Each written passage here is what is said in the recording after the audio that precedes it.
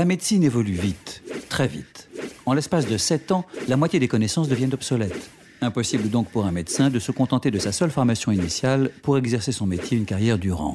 Et pourtant, en France, le système se cherche.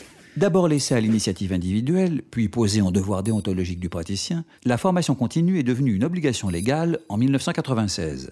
Pour la respecter, un médecin doit effectuer environ 4 journées de formation par an. Mais, faute de sanctions, l'obligation reste plus morale qu'autre chose. Rien à voir avec les États-Unis. Là-bas, un médecin qui n'atteste pas d'un certain nombre d'heures de formation s'expose à ne pas voir renouveler son autorisation d'exercice. Faute de cadre clairement établi, l'organisation et l'état de la formation continue des médecins français restent difficiles à évaluer. L'Inspection générale des affaires sociales en sait quelque chose.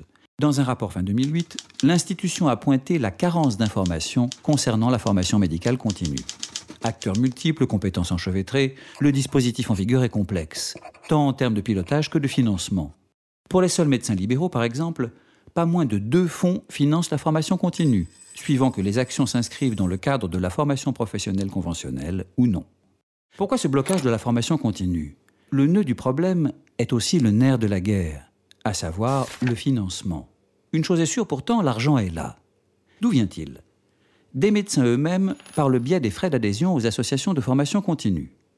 Des hôpitaux publics tenus de financer en partie la formation continue de leur personnel. Des cotisations obligatoires prélevées par l'assurance maladie sur le revenu annuel des médecins. Et encore, de l'industrie pharmaceutique présente depuis toujours dans la formation continue des médecins, avec les questions déontologiques que cela soulève.